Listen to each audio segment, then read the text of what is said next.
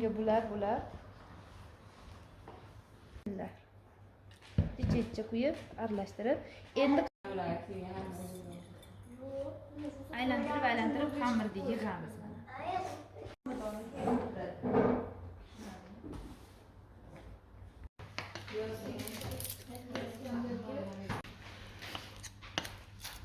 Mashib ochaman yana.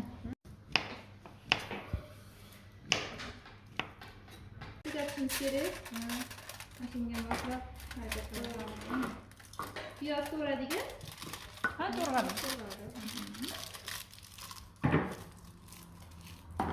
Mana. Yaxshimi? Ha.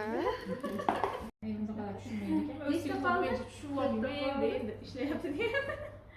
4 ta sig'maydi lekin qizlar menga trubочкani 8 ta sig'diramizmi?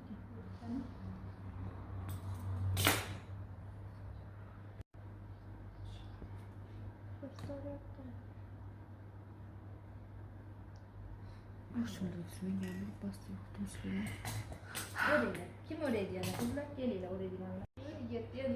Bittasi qoldi. Kesin. 2 santimetr qisiz. Bo'ladi. Ha, oldinglarmi? Rasmga ketdik.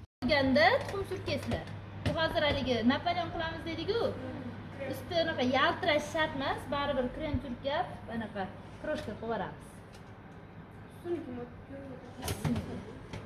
Nodimiz tayyor.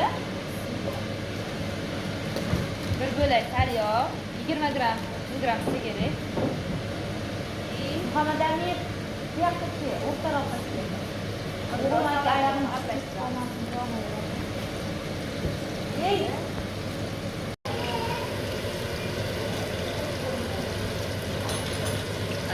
Yog'ga birinchi chisno solaman, ko'proq.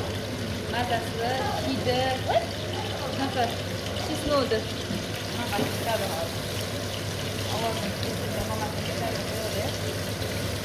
Hozir keladi hozirlarga. O'zi boshlayapti. Ma'laykum.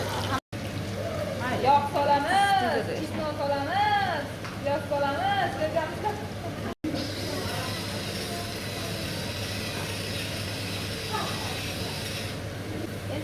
Yog'ochligidan serilanini olib qo'ymoqda. Yangisi bunaqalar urgan yoqqa yog'och sifirni yangilab olib solamiz. Bismillah.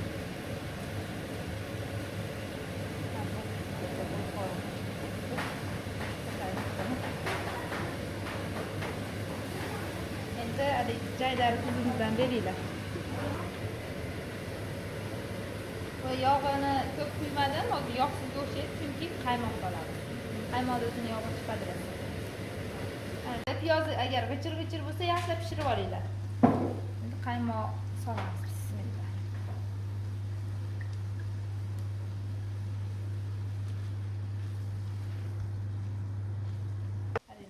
Qaymoq qaynab chiqdi. Qaynash shart emas aslida. Oregano solamiz. Yani nima qilamiz? Qaynamasdan o'chiramizmi? Yo'q, qaynash kerak. Обязательно qaynasin. Qaynamasdan solaverasizlar oreganoni. Guppaga tashab qo'yishadi. Ko'rib olaverasiz. Retseptini ham yozib qo'yamiz. Birinchi darsimizda slavyoniy xamir o'rgandik. Yana bo'lmadingizda.